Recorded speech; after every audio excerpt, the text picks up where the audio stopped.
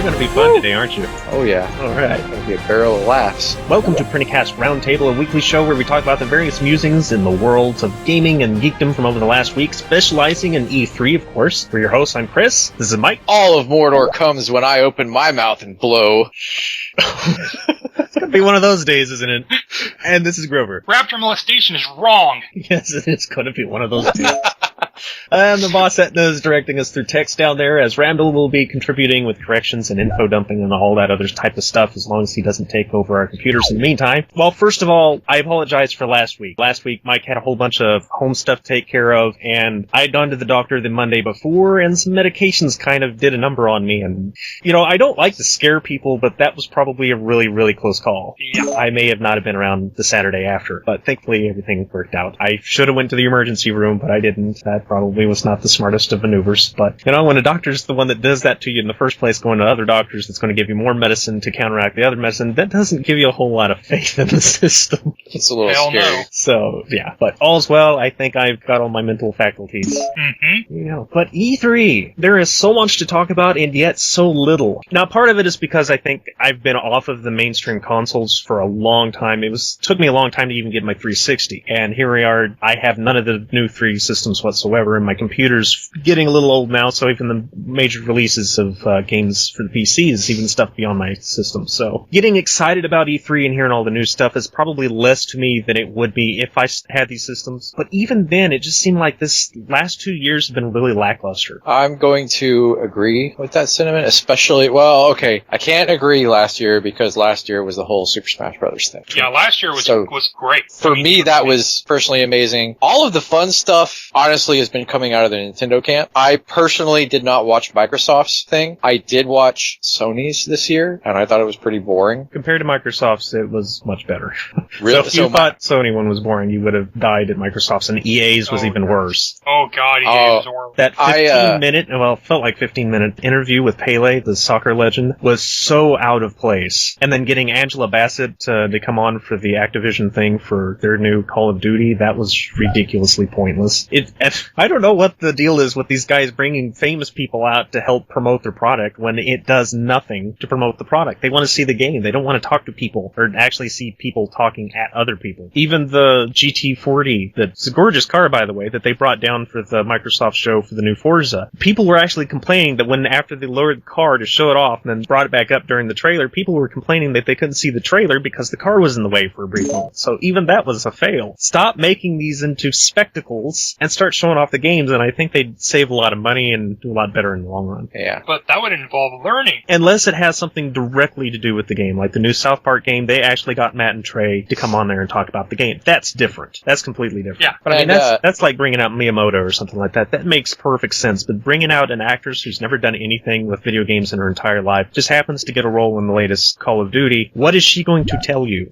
I was in a chat with some friends while part of EA's thing was going on, but I wasn't watching, and they kept talking about something like they're announcing a way to give EA more money. What is this about? It's like a new... It's their subscription service. Okay. Basically, it unlocks a vault full of games that you can play for free as long as you're part of their subscription service. And they added a bunch of new ones to it, like the Dragon Age 2 and stuff like that, which is kind of neat, you know, but at the same time, I like to keep the games that I put money into. I don't like rental services like that. Yeah, I have to agree there. Which is, you know... Honestly, I'm biased, though. I can't stand EA, but, you know, terrible company. And it really hasn't gotten any better. No. They did a little bit, but I think that's only because the Gamergate thing was overshadowing all the media-related sites were actually becoming worse than the Ubisofts and the EAs and the Activisions put together. So, and when they did something really stupid, people told them about it. Did they listen? A lot of the times, yes. I'm noticing a lot more companies are listening. Matter of fact, that is probably the number one thing that I took away from the C3, was the fan demand was listened to. Earthbound Zero is coming out for the Nintendo. You can actually play Earthbound Zero soon. Official.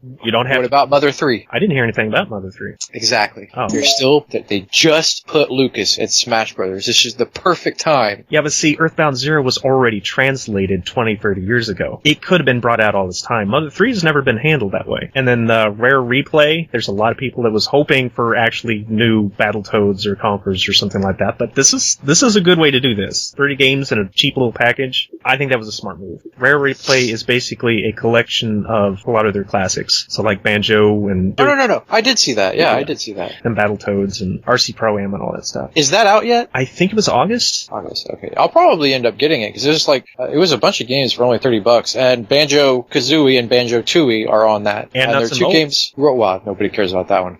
But they're two games that I've always wanted to play, and they still cost $10 at the cheapest. Mm-hmm. Probably honestly worth it. So. Now, I hate to include Star Wars Battlefront on this list. I mean, there's been a fan demand for it, but we knew about this game last year. They didn't show anything like they did finally this year, but I think that's why I'm going to go ahead and throw it on the fan demand list, that they did actually show stuff, and it does look pretty good, kind of.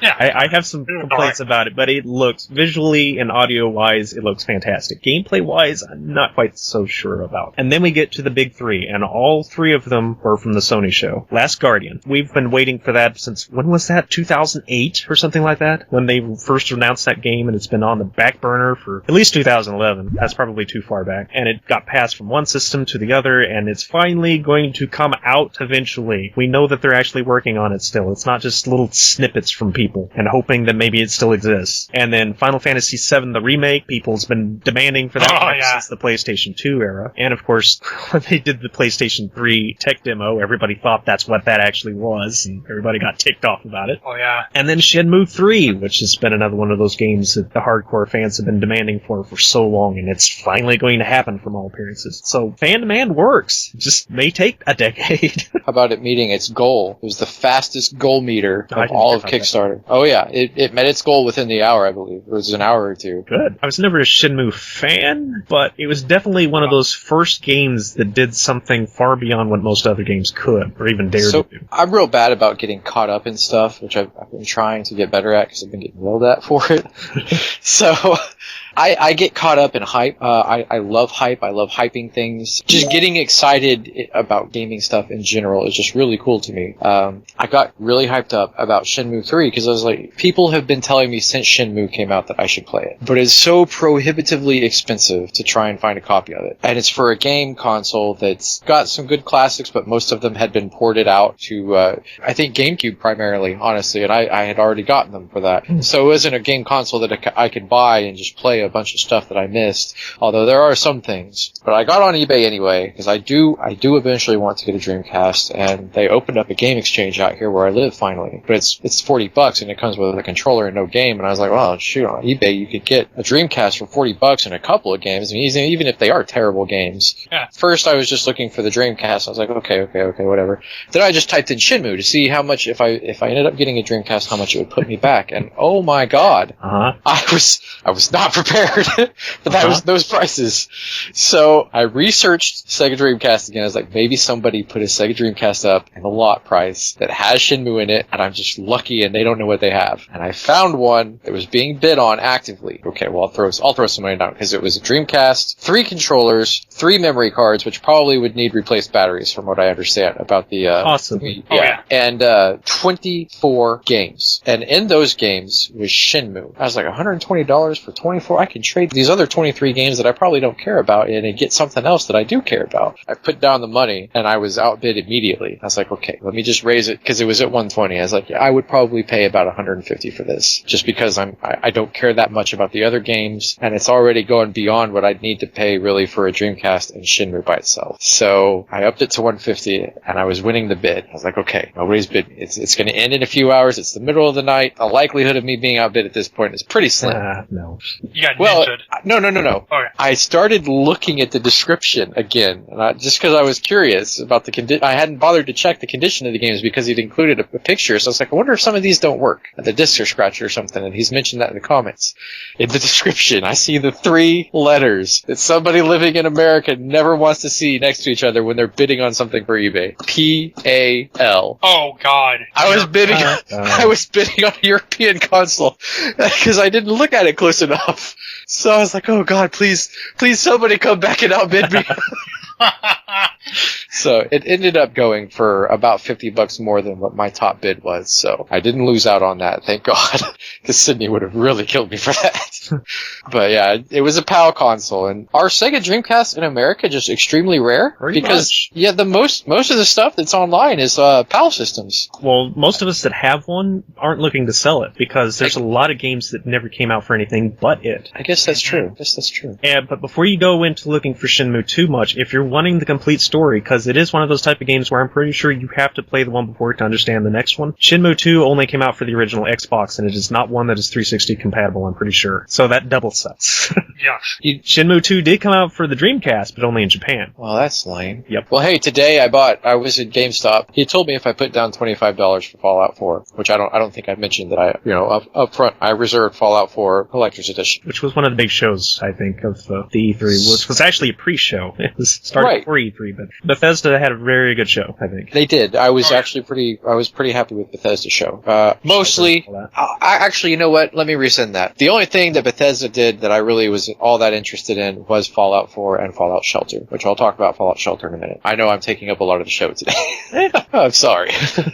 But after the Fallout 4 announcement, they announced the one thing that they could have possibly put in the Fallout 4 Collector's Edition besides a vinyl record. I'd totally pre-order for that too. That would make me pre-order. BioShock did that, didn't it? BioShock 2. I have it too. The one thing that could have made me possibly pre-order Fallout 4, since they're so keen to release the Game of the Year editions for like $20. Mm-hmm. An actual Pip-Boy. I've wanted one for a while. I'd always thought, how difficult would it be to make this? Because this is probably not something I'm ever going to be able to find in a store.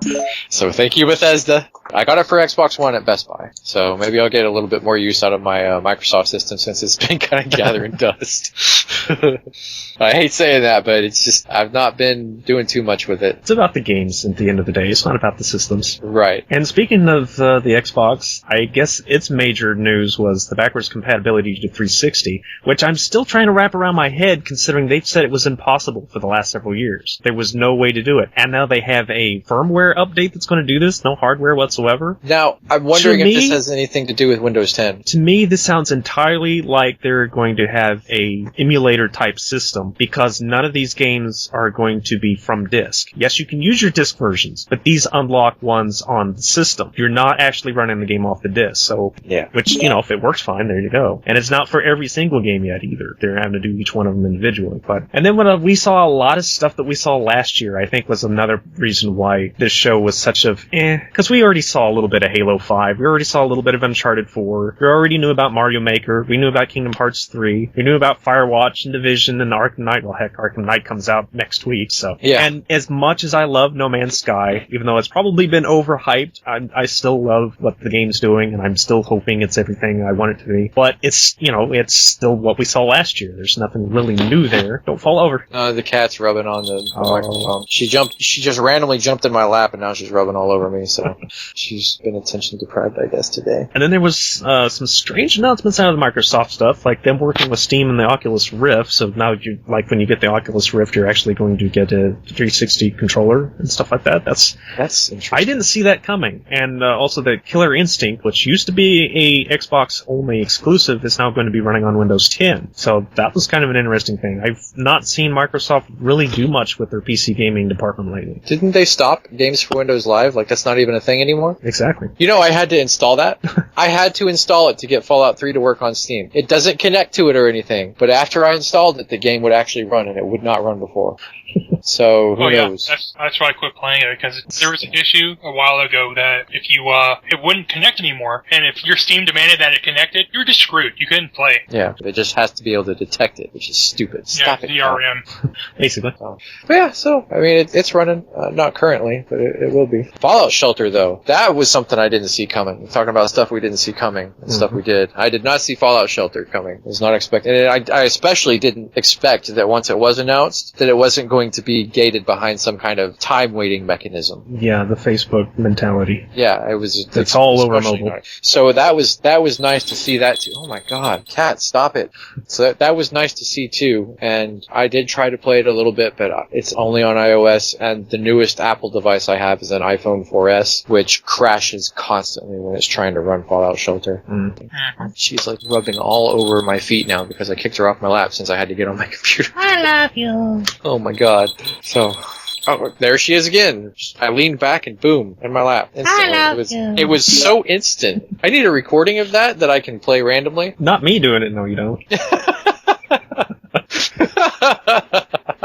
Alright. So despite all of the stuff that we've talked about so far, there was a lot of new announcement stuff. There's the new Hitman game, there's Rise of the Tomb Raider, there's Dark Souls 3, there was Inafune's Recore, which kind of came out of nowhere. There was Horizon Zero Dawn, which was probably one of the more interesting looking out of all of them, but it was so much a combination of Monster Hunter and Witcher. I don't remember which show that was. I think it was the Microsoft one. That's the one I didn't see, so... That was probably one of the more interesting brand new IPs, anyway.